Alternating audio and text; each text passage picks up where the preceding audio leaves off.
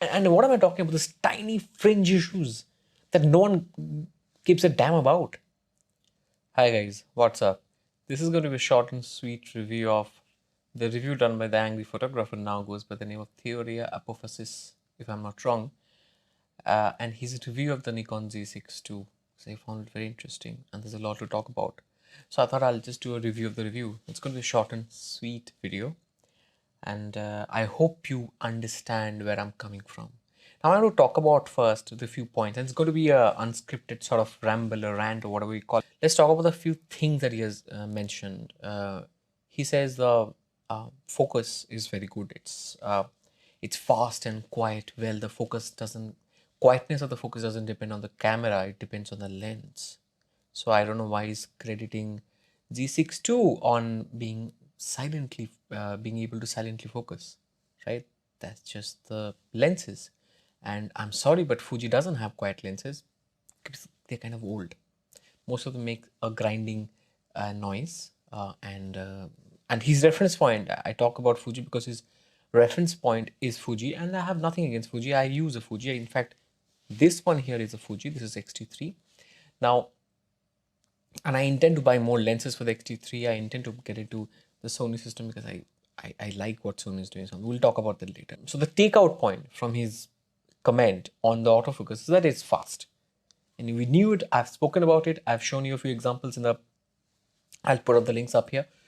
I've given you the examples and you know how good it is. He speaks about low light performance, and the next video that I'm going to do will show you more of how well it actually focuses in low light.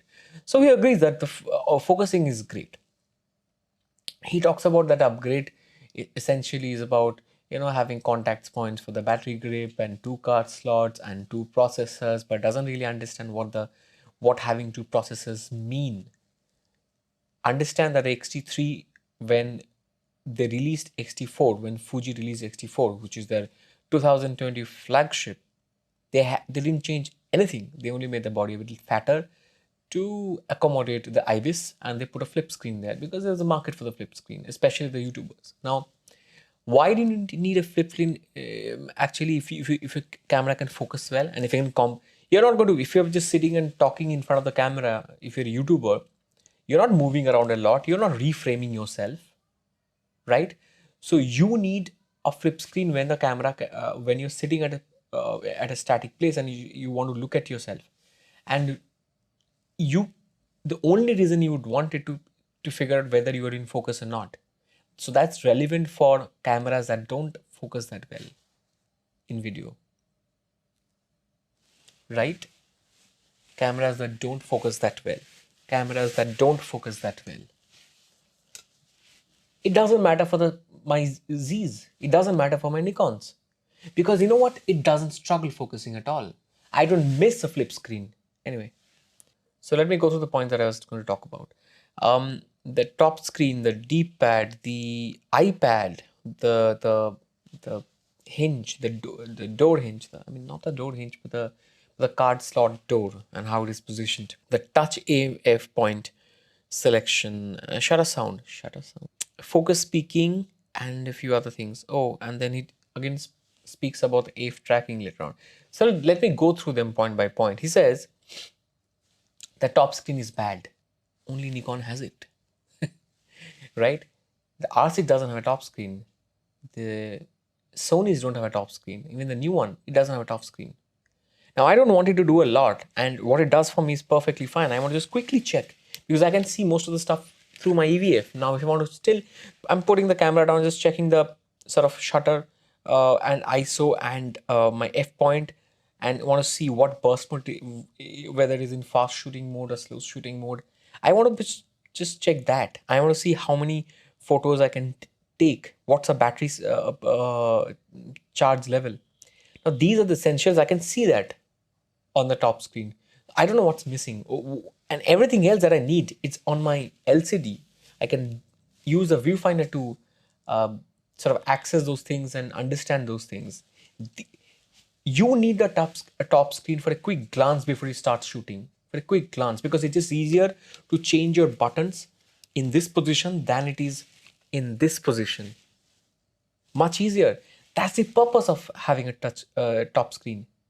Now you have a top screen, and this is a thin body, so the real estate here is actually not lot too much. It's not a fat body, so you have only that much of space for the top screen. I think the top screen is absolutely fine.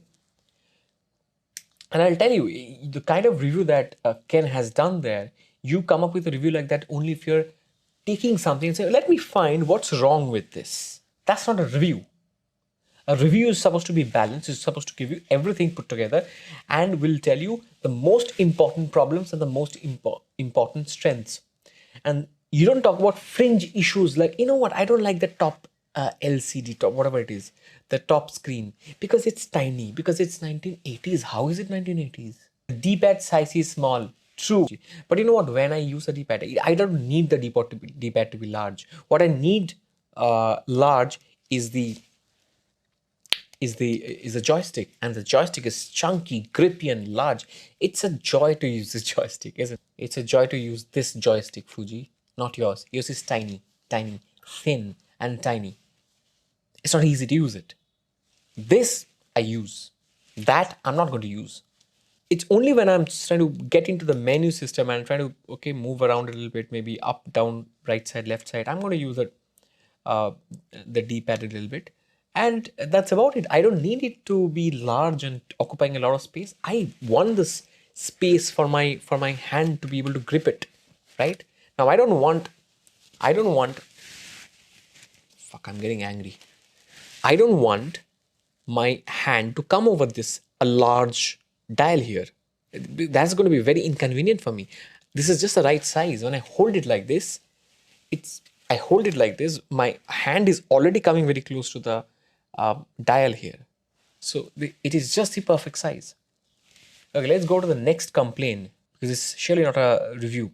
The iPad. Yes, I agree. This iPad is not as comfortable as what comes stock on the X-T3 and the X-T4. But you can change this. You can buy a better iPad, a softer one. So it's not a problem. And this iPad is not going to kill you. It's only after using these cameras for about more than a year now that I understand. The Z6 I've been using for more than a year now. Only after a year, I really realized today that, yeah, this iPad is not as comfortable as the X-T3, but you have to really look for this problem. You see, that's my point. I didn't realize it within a year. In a year, I didn't realize it. Now I realize it after comparing side by side and putting my eye in a particular position and just putting this damn rubber on my eye and say, okay, which one feels nicer? Which one feels nicer? If I do that, I understand there is that one is better feeling rubber. That's a softer rubber than this one. Perhaps slightly wider rubber as well, that one than this one. But you can get one, right? You can buy a third-party one, or even if Nikon has one, I don't know. I never felt the need for one. And I've seen a lot of people use those larger eye cups for the Z system. So it's not a complete. Really, someone is going to base their camera decision based on this? No one is going to do that. The card slot door position. He says it's a design flaw. It's an engineering flaw. It's going to break. Well, I don't know anyone who has broken it. And you know what? The failure rate is counted in millions. And if you have 3 or 4 millions of these, I mean, they sold about a few millions, right? When you have a millions of copies of a camera sold, any part would break out of those millions. The battery door, the card door might break, but even the focus button can break. The on-off switch can break. Anything can break. It's a mechanical thing. It can break. You can fall and have a bruise on your face. That's a part of existing. That's part of just being alive or being something. You change because you confront the elements. Because I believe Mitsubishi Nikon engineers more than a camera reviewer or someone who used to sort of open up the camera and put them back together again. That's not engineering. Touch F point selection is apparently abysmal, horrible, terrible, and whatnot. Many adjectives there. How is it bad exactly? Does it when you touch the screen on Z6II, does it give you electric shock? Does it bite you? Does it make you uncomfortable? Is it a bad touch? What's wrong with the touch? I don't know. See, when people say stuff like this, I find it hard to understand what that person is trying to communicate. How do you mean that touch is bad? I don't feel bad when I'm touching, okay? But I know what he's talking about. It shows he doesn't understand the camera because he has no clue what he's talking about. Zero clue of what I was talking about. See, when you have a touch screen, which a lot of other cameras don't have, and it's an active touch screen, you can do everything with this touch screen. When you have a touch screen, you might accidentally touch it, and when you accidentally touch it, it might respond, and you might not have intended to take a shot, and you would have ended up taking a shot. You don't want to do that. It's a bit of an annoyance. That's all. So you know what Nikon has done? When your touch is light like this, it's like a flick. The camera knows that it's not going to focus. That's how intelligent this system is. When I just do this, it's going to put a focus point there, but it's not going to focus. But if you just touch it with intention, as if you're really trying to focus, you don't have to press it, you don't have to hold it long. You just have to, when you intend to really move the focus point to a certain point, your body reacts in a certain way. There's a lot more intention in your touch, and the moment it feels that, it focuses, it moves immediately. So it's a very intelligent system. It doesn't respond to accidental touches. That's what it doesn't get. The shutter sound.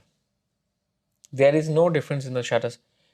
Okay, listen. The Z62 shutter sound is quieter than the Z6. The Z6 shutter sound was already quieter than the Sony's. It's slightly quieter than the X-T3. I don't have the X-T4. X-T4 is very quiet because they've updated the shutter mechanism. The Z6II is quiet. It's not going to wake up anyone. It's not going to wake up a sleeping dog or a sleeping baby. It's not going to sound like a plane crash or a loud fart. It's not going to sound like any of those things. It's going to sound like this. It's smooth like butter. It's beautiful. I love this sort of sound. And you know what? I don't like very, and this is no defense, okay? I don't like a very quiet shutter sound because when I'm using a mechanical machine like this, I want to hear it. It feels nice. It adds something. It adds texture to my experience of shooting. You don't agree with me? That's fine. But I'm telling you, when you use a camera long enough, when you're shooting, when you're holding the machine, it feels something to hear that sound, to hear the camera trigger and make that sound. It's beautiful.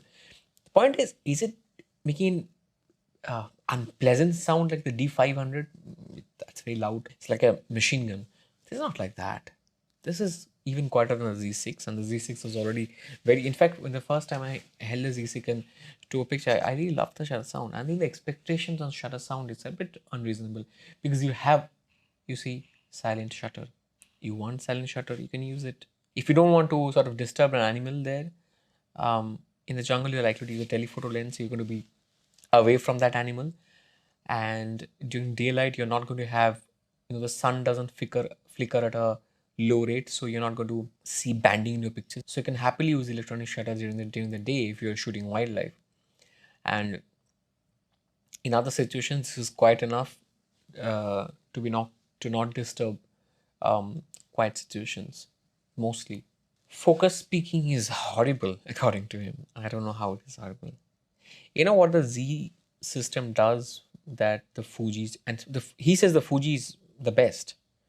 The Fuji is nice. I don't really see any difference in how a color comes and paints your picture so that you can understand where the camera is focusing. The blue looks like turquoise on the X-T3, by the way. The blue looks like blue. You have 3 levels of focus peaking, 1, 2, and 3. The 3 gives you bold lines, bold fat lines. You have only 2 levels in the Fuji system, by the way. And there is no difference in how colors paint a certain part of the picture.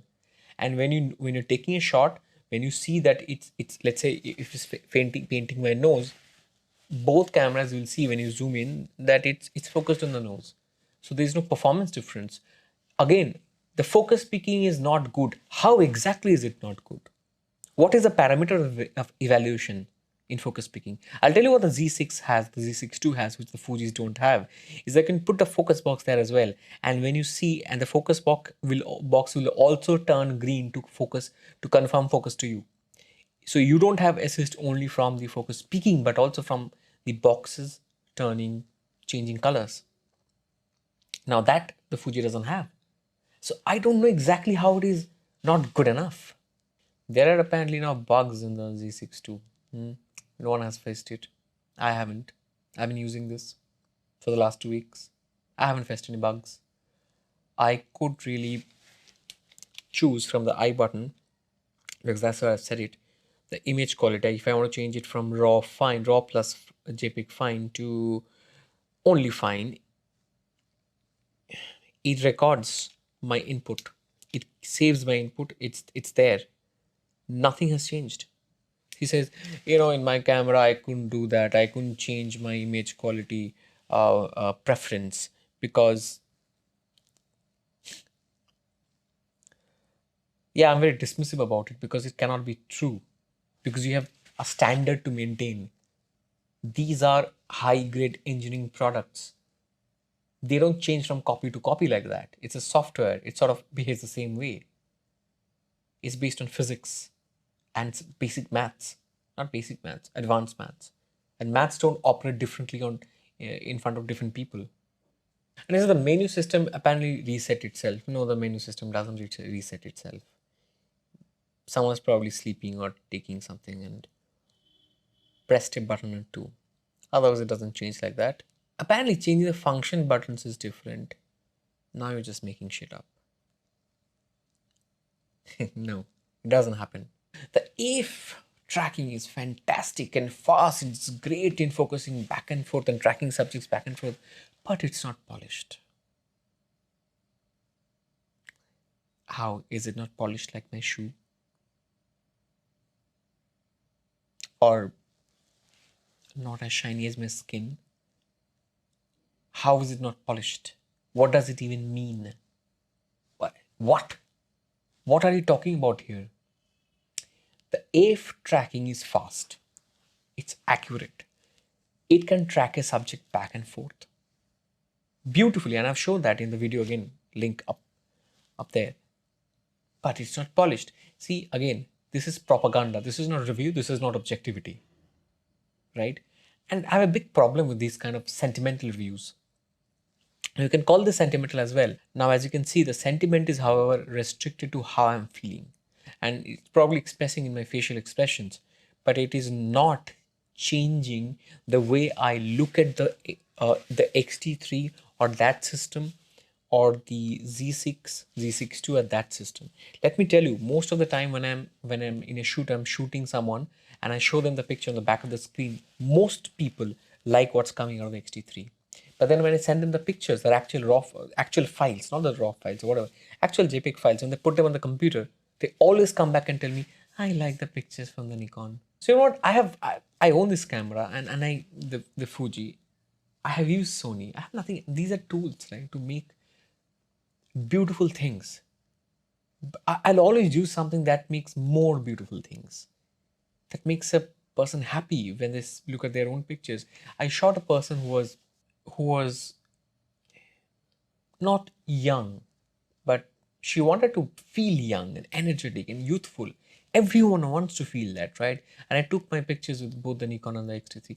And which one do you think did a fantastic job of making someone feel great about herself? The Nikon. I think that's what matters. That's what matters. Does it complement the human skin? Does it get the best out of a scene or a situation? Does it make you feel uh, good about what you're seeing when you're outputting that image or that video? That's what matters. And everything else are excuses to kind of take out your own. I don't know, what is it? I'll tell you what it is. Here's this. Look at this. Look at this. Look at this beautiful comment. I loved it. This guy is accurate. What is written there is absolutely right, and I agree with it. This is a comment that was a comment that was that I saw on Theoria Apophasis, Ken's review, basically. I'll put a link down there, and I really don't want to promote his channel, but I want you to know what I'm talking about. So go have a look at his review and tell me if I'm wrong. I mean, you can shout at me, scream at me in the comment section and tell me I'm wrong. But you know what? I've been using these cameras and I know what I'm talking about. I'm not saying that I know everything. I'm saying this, using this camera, using the Z6, using the X-T3 with various lenses, there's a certain experience that has happened consistently. And I've been using this camera almost every day since I bought it in the last 15 years back.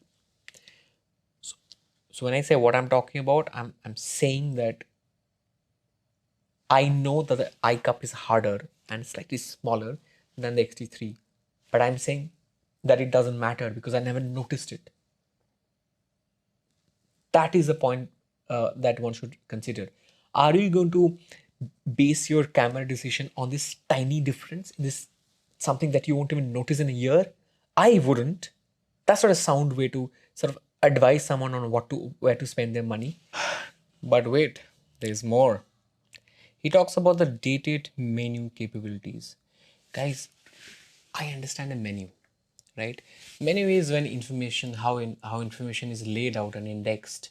And I understand capability, something being able to do something. I don't understand menu capability because menu is not something that does anything actively. Menu is an access door, an access point to functionalities of the camera. So the camera can be capable or not capable. The menus is there, nicely laid out or not nicely laid out. Now, to complain about not having great menu capabilities, I don't know what that means. It's kind of meaningless. It's surely very meaningless. Trust me on that. Because he talks about XS10 having better interface richness than the Z6II, $1,000 camera, which is much better than the Z6II. Let me see. The XS10 is not weather sealed. It doesn't work for me to begin with. But you know what? According to his, again, incredible wisdom, there's nothing called weather sealing. No, nothing at all. It's fiction. It's not true. It's not a physical truth. Because he takes a camera apart and then puts them together. He knows that there is no weather sealing. There's nothing called weather sealing, which means that when companies say this camera is weather sealed and this camera is not weather sealed, there is no difference in those two cameras because it doesn't mean anything, right? So the fact that a cheaper camera is cheaper because it doesn't have weather seal, according to the companies, they're just giving you the same camera for free. They're following the same standards for production, I guess. Same engineering standards, I guess, of make and build quality, right? Sounds logical, right? Logical and objective. True. So he talks about the interface richness of the existing being much better than the Z6II. Let me go through them. Let's look at the XS10. Let's see. So no top display, no D-pad, no function button. Okay, doesn't have what Fuji does well, the manual dials too. I don't understand. How is the interface richness? What a lovely phrase. I couldn't find out how the interface richness of XS10 could be better than the Z6II because there's a lot more in the interface of Z6II than on the XS10. And of course, then he goes on to say that Sony A7 III is much better than the Z6II after 2 years of shitting on Sony. He says Sony A7 III is much better than the Z6II. No, it is not. He says the Sony is much more feature rich. No, it is not. Even a Sony user will tell you that the Sony A7 III is not more feature rich. Forget the Z6II, not even the Z6. How, where, let me point you some direction, but it's for you to find out. Okay, I'm not going to make a video on how the Z6II is better than A7 III. It's a stupid video to make. It's a stupid video, and if you see one of those videos anywhere, you will understand that's again not an honest guy talking about two cameras. You can't come unless you're trying to say, okay, what you get for $1,700 right now versus what you get for $2,000 right now. Can you compare between them? Does it make sense to sort of save $300 and get the Sony? Doesn't make sense to get into a system which has A7 S3 upgrade path in front of you? Does it make sense to get into a system that has 1.4 lenses, unlike the Nikon or the Canon, which is kind of geared to have 1.2 and the 1.8 lenses? Those are the things. Unless he's doing that, If you look at camera to camera comparison, someone is doing that, A7 III versus Z6II. That's a stupid question to answer, because you can't compare them. It's unfair not on the Z6II, it's unfair on the Sony A7 III. That damn camera was made 2.5 years back. If you want to understand the difference, and not, like I said, it's not only about the difference between the Sony A7 III and the Z6II, but also to the Z6. I'll point you to some directions. Look at the touch screen, look at the EVF, look at the mount size, look at the video capabilities, look at RAW, weather sealing, look at the menu system, IBIS, burst rate, the colors and the color balance. There are a whole host of ways that the Z6 is better than the A7 III, and there are many ways that the Z6II is better than the A7 III. 4K 60, for example, which is going to be which is something that will come as an upgrade to the Z6II. And then the best part of the review is what you're supposed to understand by looking at the faces that you make. Like when you say this,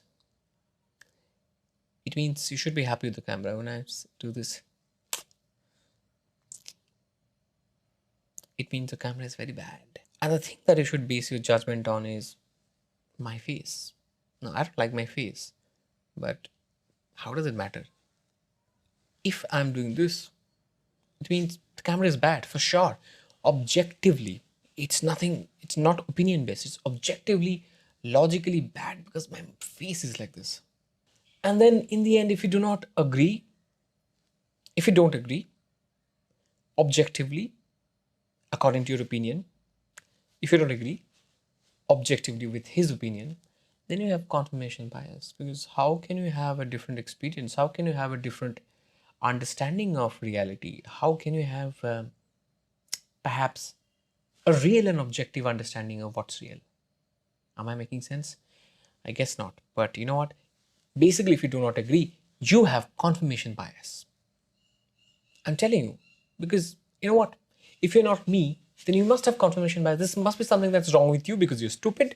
Because I'm a reviewer in front of 2 cameras and I can upload videos and whatnot. I spend all my time on my night doing this. Therefore, if you do not agree with me, you have confirmation bias. And that's the best way to judge a camera. That's the best benchmark of reviews, right?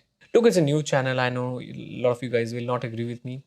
So please shout at me down below. Shout at me, write your comments, share what you think. And if you think what I'm saying is right, then please share this video. Please, I ask you to share this video. I ask you to kind of just stand up for speaking the truth. I have no problem, in fact, saying a few things that not so great about the Z6II, because that would be the right thing to do. And I don't expect a camera to do everything. I do not. A lot of you guys said the last time that, you shouldn't be trying to use the Z6II as a sports camera. But tell me, very few cameras go up to 14 frames per second. It is the sports cameras that do 14 frames per second. And if your camera does that, you will perhaps wish you'll have this thing in your mind. You would feel, okay, go to the track and let's see how it does. How it tracks cars, or it tracks sports people, athletes, football players, cricket players. I'm from India, so I watch a lot of cricket, you see. But you know what? You'd feel like doing that because your camera does 14 frames per second. So I tested it out, right? That is not to say that Nikon does a bad job. Nikon does what it does. And that's important for us to understand. It does what it does, guys. Right? It doesn't do what it doesn't do. So I would look at something and understand what's good about that particular camera, what's good about that particular lens within the price bracket. And then understand what doesn't work in it. And I'll tell you the reasons to go for it and the reasons to not go for it. If I give you a review, I'm not going to talk about only the things that are bad in it. No. And what am I talking about? These tiny fringe issues that no one gives a damn about. These are such little things. You don't even realize these things. You don't even realize. You know what matters a lot? If after using a camera for 1 year, if your back screen falls off. A lot of people from the Sony system say that. A lot of people say that the Fuji, after using it for 2 years, the buttons get sticky because the dust and sand particles and stuff go in, and they become sticky and hard to move. Right? They lose their smoothness. That's important, because these cameras should be around for 2-3 years, easily 2-3 years.